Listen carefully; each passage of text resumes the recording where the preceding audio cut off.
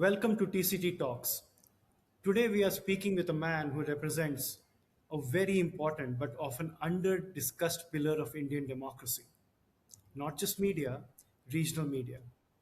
Our guest is Sri Prakash Pohare, CMD and Chief Editor of Daily Deshunakti, one of Maharashtra's influential Marathi newspapers. It began in 1986 as a single edition, and under his leadership, today it is a leading regional daily across Vidarbha and various other parts. Its public profile has been built around strong local reporting, farmer issues, social concerns, and what regional journalism does best, which is staying close to the ground. Mr. Pohara is not just a media leader.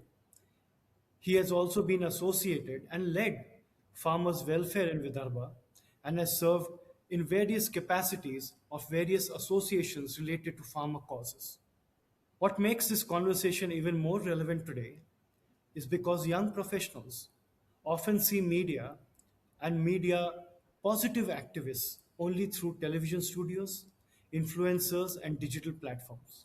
But the real strength of media often lies in districts, towns, villages, mandis, courts, schools, and local communities where people's lives are actually shaped. In this episode, we will explore his personal journey, how he built and sustained a regional media institution in times like this, and what young people can learn from journalism, and why regional media may become even more important in the age of misinformation, AI, and social media noise. Mr. Pohre, welcome to TCT Talks. At the outset, I would like to start with you've spent decades in journalism, decades championing causes, decades in media leadership. When you look back, what was the turning point that made you choose this path and what has kept you committed to it? See, mostly my newspaper and myself is working for the farmers, that is particularly in the agriculture sector. Because see, I have seen one thing: the people who need the maximum help or the guidance or the support, those are the farmers in India. Because the condition of the farmers are getting deteriorated each and every time, every day, and irrespective of the efforts done by the farmers and the government, so-called government's efforts, the situation is getting worse and worse and worse every day, and the farmers are committing suicide. The region where I am living, that region consists of 11 districts and around a population of 30 million, you can say. So, in 30 million population, daily 14 farmers are committing suicide as per the reports my reporters are sending me, which is very unfortunate and alarming, very alarming. 14 farmers in the population of 30 million area. It's a very dangerous situation, and it is only happening because of the farmers' distress, losses in the farming, and the farmers, those are committing suicide who were once upon a time, that is during 1960s, 70s period, they were keeping deposits in the bank. And now the situation has come that the people who were depositing the money in the bank, after that, particularly after the start of the Green Revolution around 1980, the people who were depositing in the banks slowly started withdrawing the deposits, then started selling their golds which they had in their family, and even after that is not sufficient, then they started taking loans from the bank. And now, since they are not able to repay the loan, the peoples are started committing suicides, which I had marked mostly in 2000, from 2001 to 2007. I was writing in a newspaper, reporting every day how many farmers are committing suicides in the area, and that I continued till 2007. So after reading that and getting understood by somebody, some sources, the Prime Minister of India, Mr. Manmohan Singh, that during those days, he called me and requested me how to explain, to know the causes of the farmer suicide, which I explained him. And after knowing that, he was kind enough to give the loan waiver package of 72,000 crore rupees for the entire Indian farmer community. And not only that, as I explained him, that the farmers are committing suicide because they are incurring heavy losses, because they are not getting the correct and remunerative prices. Then he has increased the support price, that is minimum support price, right from 32% to 74% for the different crops in India, different prices. But after that, the prices were not increased substantially, not more than 2%, 3%, 5%, and every year. Whereas the other prices, input cost was increased like anything, which has worsened the situation after that. And now the situation has become volatile, I should say. And the 14 farmers in the district of in 11 districts. So you can understand how much must be committing suicide throughout India. More than 100 farmers per day. Yeah. Yeah, so your work in that period, 2001 to 6, and your interaction with Dr. Manmohan Singh was a huge blessing for farmers across the nation, right? It gave them relief, it gave them a sense that people care and the government wants to do something. But now, after all these years, again, you have filed a PIL in the Supreme Court regarding other matters. What is that matter? What is it that is now bothering farmers that is creating so much distress? See, Mr. Nalin, what happened? I was writing continuously regarding the farmers' distress to most of the government, even after year 2008-10, for certain period, the rate of farmer suicide gone down, was decreasing. But after that, since the prices, input cost increase, the farmers again started getting losses in the farming. Even after interacting with the governments and this thing, earlier the government at least trying to understand the thing, we calling and asking the solution. But now the situation is that whatever you write in the paper, government is not taking any note, and they are not interacting with the media and this thing. So then I thought it is better to approach to the court. And when I started searching to submit the data in the Supreme Court, I was shocked to note that the farmers were from 2000 onward, because till 2007, Mr. Prime Minister Manmohan Singh had given a substantial support, and by considering the loan waiver of 72,000 crore rupees.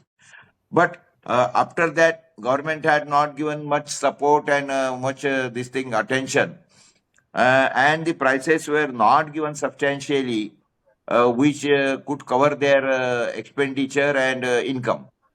So when I studied all that thing, whatever the figures I have received, those are very alarming. So the system in India is that the state government recommended prices to the union government.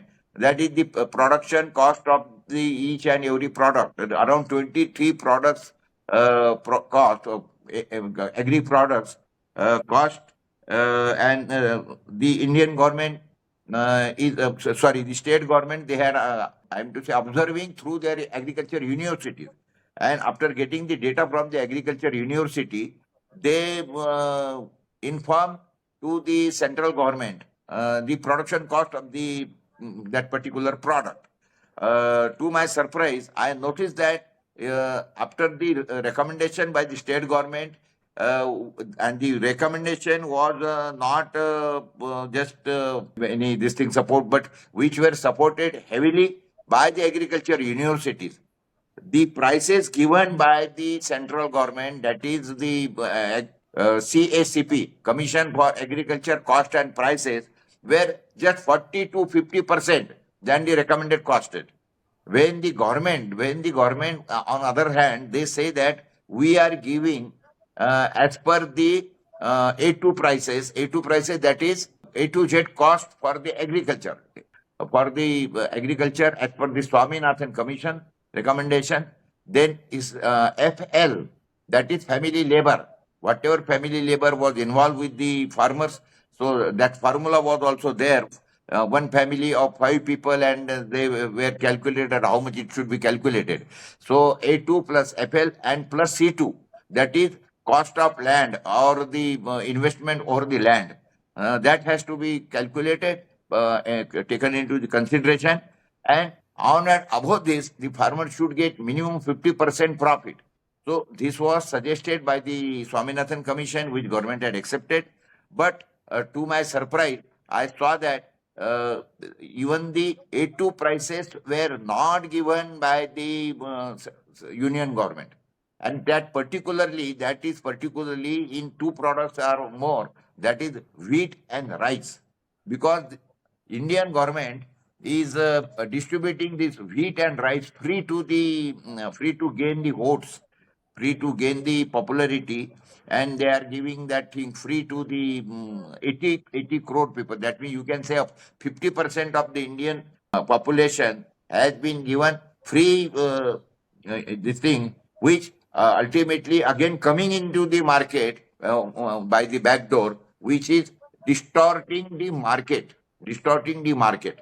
On the result of all these things, the prices in the market also, the demand in the market also was not there substantially, ultimately resulting into the heavy losses to the farmers.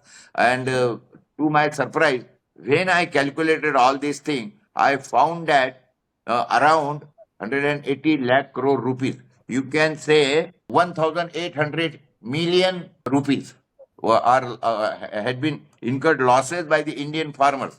And you are seeing the result. You are seeing the result. Now the farmers have become very, this thing, you can say, demoralized, and ultimately there are around hundreds of farmers every day. Yeah. So, is this also leading to a different social problem where the children of farmers no longer want to do farming? Yeah. Very correct. Very In a correct. Very situation where correct.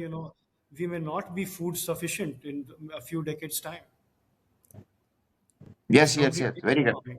Not only that, Mr. Nalin, they are not getting a girl to get married, and around 90% of the farmers, I'm to say, starving for the marriage, and they are searching for the girls. And the situation is vice versa. Even girls are not getting married, and because they are not getting good boy, and the boys are not getting married because they are not getting the good girl. So this is the situation, alarming situation. I will send you one report which is published today in some of the newspaper. I will try to convert that in English for you. I will definitely look at that. But just for our young listeners and followers, is regional media really able to sustain today? Because we hear so much noise from national media and so much misinformation, etc. Organizations like yours, how do you sustain? Are you able to attract young journalists? Are people still interested? Do you feel sometimes compelled or pressured to not carry some things, because what you are speaking about is the voice of the people, and sometimes that is not very good to hear by the people who are in power. That is true. The people in the power, they don't want to listen and hear also. They try to suppress by some way or other, but that is not helping, because I am the man who is not of the nature to get suppressed by any political pressure. Since I am working for the farmers since last around 40 years, with so many farmer this thing unions and this thing. At the moment, I am working as a national executive president for consortium of Indian Farmers Association, that is called CFA.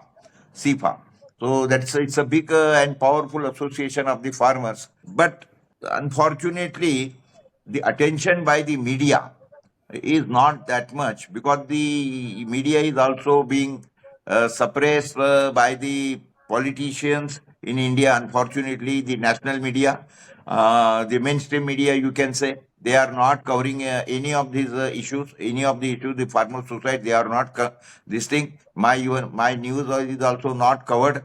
See, if you are filing, if there are around 100 PIL filed into the Supreme Court, around 99 PILs were rejected by the Supreme Court. Only one is accepted, percentage wise, I have seen. But this is a fortunate thing, or unfortunate, you can say. This PIL, Supreme Court anyhow found to take cognizance, and they had accepted this PIL, because we had taken long time. I have done a lot more research. I gathered lot more this information also, and all the figures which is supported by the government papers, and on the available on this thing. I have not put anything from my own. I am not just emotionally this thing saying anything, but whatever I had mentioned in the PIL, that is very well and strongly supported with the documents and this thing. This I can say with the proofs. So naturally, the PIL is this thing, but the media is not getting much this thing not showing or not making any noise, which will help the government, which will help me to put pressure on the government and also on the judiciary. Do Unfortunately, you yeah. do you find young people still wanting to pursue journalism, or do you still think? Unfortunately not. Unfortunately not. Most of the young generation, they are only on this mobile, making reels and this thing, and just wasting time and this thing. But that is also one way it is good. See, nowadays the media has shifted from print to digital, naturally. So Instagram, then YouTube and Facebook and this thing. So people are trying, but on that media also, the area of agriculture, the farmer distress is not that much covered, which is very alarming. So naturally, that is also So, not. yeah, I'm what was the saying. what was the inspiration for you to get into media? Not only get into media, but stay there for so many decades. See, you had asked me a good question. See, my grandmother told me that you should be the voice of the voiceless. And I found somehow the farmers are really voiceless. There is nobody who is taking their voice or their problems to this thing. So I thought, let us be their voice. First thing, because my family is a farmer's family. My father was farmer, my grandfather was farmer, my grandmother was also doing very good farming. So naturally, I had started supporting this thing, and my newspaper is mostly and strongly supporting farmers and taking their issues. Yes. So, being in the position that you are, the rights that you fight for, the voiceless people that you give a voice for, including now approaching the Supreme Court and having your PIL accepted, have there been opportunities through your career where you were asked to join politics? Yeah, there were offers by so many people, but going into the politics only is not the solution for the this problem. So, see, I am not just making sound, because that doesn't give much this thing. But on the other hand, I am also showing some other way to the farmers. See, what is the definition of loss? The uh, input cost minus sale price. If it is less, that comes to loss, and if it is more, it is profit. So I am see, one thing we have to do. See, if you are not getting a good price into the market, then at least, and that is not in our hand, in the farmers. So But one thing is there in the farmer's hand. That is how to reduce the input cost in the farming. So I am teaching the farmers how to decrease how to save into the input cost. And for that only I have started a organic mission. And I had created a 400 group of 25 farmers each, 400 groups of 25 farmers each. And out of every 10 groups, I had one farmer producing company. Accordingly, I had created around 40 farmer producing companies. And on this 40 farmers companies, I had also created one umbrella company, which is in the name of Mahasangha Organic Mission. Mahasangha Organic Mission, that is MOM. So my these products are being sold, will be sold very shortly in the market under the brand name of MOM. So, like this, we are trying to show and help farmers in different way. Yeah. So, in today's times, if young people want to take up journalism, especially regional journalism, what would you advise them? I mean, what skills should they develop? Because listening to the voice of voiceless people takes a certain skill. You have to connect with them. You have to win their trust. You have to. They should trust you to represent them. So, how does a young person today approach this? See, I will advise the young generation that yes, if you are not able to write anything much, but now due to the new this thing apps which has come to their help, that is this speech to text, then chat gpt or grow, take help of that. Take the problems on the front, start doing some small reels or the videos about this thing. Go into the farms, speak with the farmers, ask them their problems, and after that try to those problems and their reels and their videos. So like this, the as I have done from 2001 to 2007 through my newspaper, and that too on print. Only because of that thing, the central governments and the man like Prime Minister, he approached me, he contacted me and asked me and called me to Delhi and understood the problem. So, because that time the voice were not much, but he was sensitive. Now the voices are so much, and the people sitting into the politics, they are a little bit not that much sensitive. So naturally, you have to make big halla gulla or big voices. So it is required to come together and talk with the farmers and understood. And not only that, also trying to educate the farmers, try to educate the farmers and to support them. That is how much at the moment is required. Yeah. So, since the time of independence, our population has gone up close to what, 5 times. Yet our farmers have managed to feed the nation, right? We have not become an overly dependent import economy when it comes to agriculture. So they have played a very, very important role in keeping the nation fed, keeping the nation going, because at that time we had famines, we had food shortages, which we don't have anymore. At the same time, what you were pointing out, this the 40-50% payment of cost, this distress, etc., that is taking a toll and could have devastating effect for the long term. People could give up farming. We could go back to becoming an importing nation. So, how do we create sensitivity? So, one is the political class. They have to listen, they take decisions. But it is also the insensitivity of the urban class, right? Which feels that, they are buying things, they are getting it off the shelf, but the sensitivity is gone to where the food is coming from, who is growing it. Just calling them andata doesn't help, right? You have to actually do something.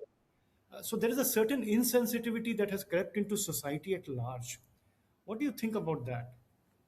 Nalin Singh, you had touched to a very sensitive issue. See, I would like to inform you one thing. See, the whenever we talk regarding the महंगाई बहुत हो गया है or it is very costly or the dearness is increasing like anything, but people only consider the things which they are the food items, in short, food items. They don't consider the other this thing. I'm to say cost increase. Cost increase in other products like mobile data, or cars, scooters, petrol, diesel, everything, or even the living cost.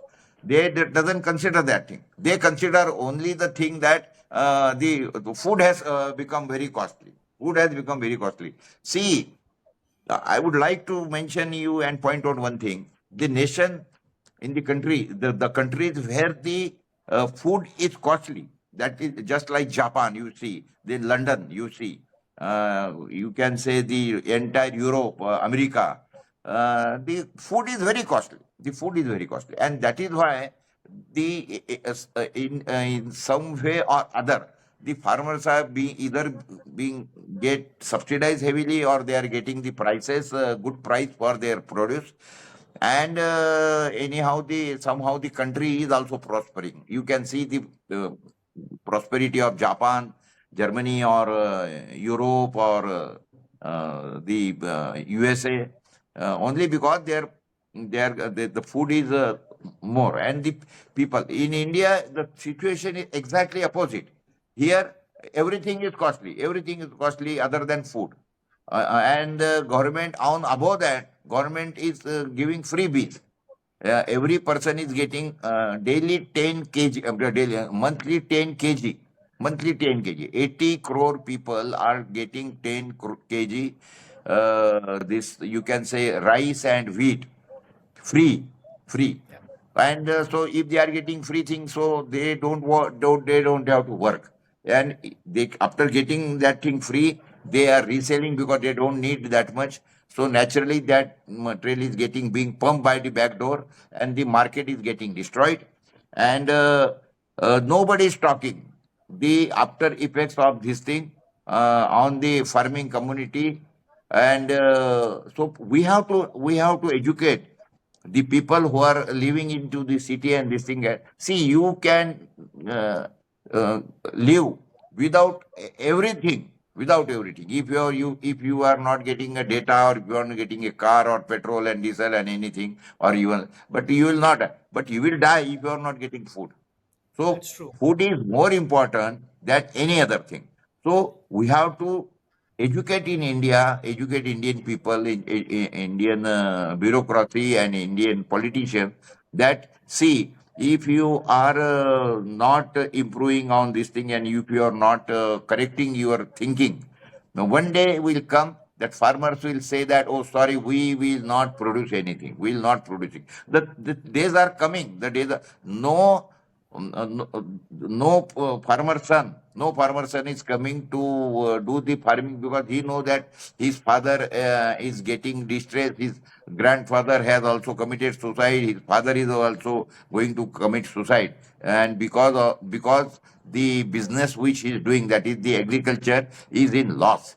So the situation will not be very good under Yes. this thing. So You make people an has to understand. Even the government has to educate people. Otherwise, the situation is will get worse. Yeah. yeah. So you made an important point. A lot of countries, the progressive ones, use agriculture as a strategic tool to advance their country's goals, not as an exploitative tool to suppress their population.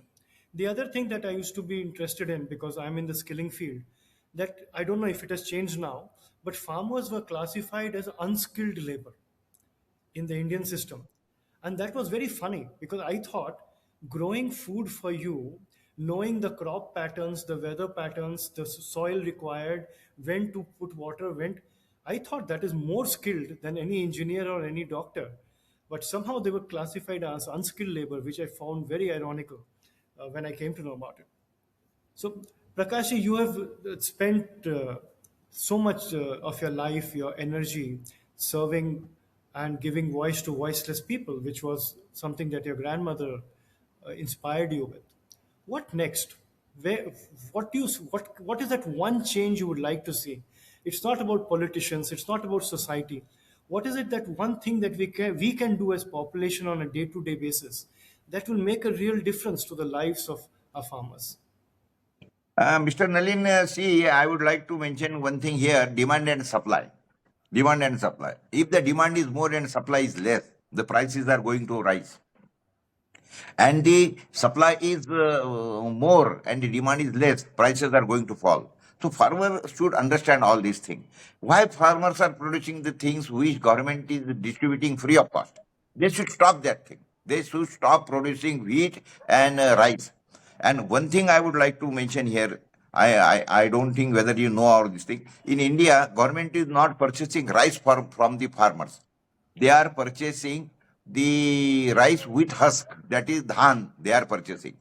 So government is purchasing only dhan in maximum in two varieties, A and B. And they are giving just 2,300 to 2,400 rupees at the most. And that too they are purchasing and then paying after 3 months, 4 months, 6 months. And the other thing is that the production is so much in India. Production is so much in India. So that is why naturally demand and supply ratio is destroying. And since the farmers are selling dhan and the government is purchasing only dhan, what is happening after cleaning the husk? Then they make the varieties of those rice. That is Chino or HMT or Indrayani or this thing, tens of a number of varieties. And they are selling that every variety in a different cost. Minimum 50 rupees. There is no rice available below 50 rupees. And they are purchasing the dhan at 23 rupees, 24 rupees. So right from 50 rupees to 150 rupees. The government, that means you can say around double to four times of the cost than the purchase cost. So naturally, the people are getting the rice at a higher price, where they say that it is costly. And whereas for the farmers, they are selling only at the very minimal prices, that is at 23, 24 rupees. So this is so I will request the farmers or advise the farmers not to sow the things which government is distributing free of cost. Free of cost. Why should they produce? They can, and they should ask the government to purchase rice. That's a very fair point. Prakash Pohare ji, thank you very much for joining us today. It has been very enlightening. I have learned a lot of things, and more power to you. And I hope the PIL results in real action. If the politicians don't act like they did in 2006 and 2007 for you, I hope the courts will intervene and we will get justice and better prices for the farmers. Thank you very much.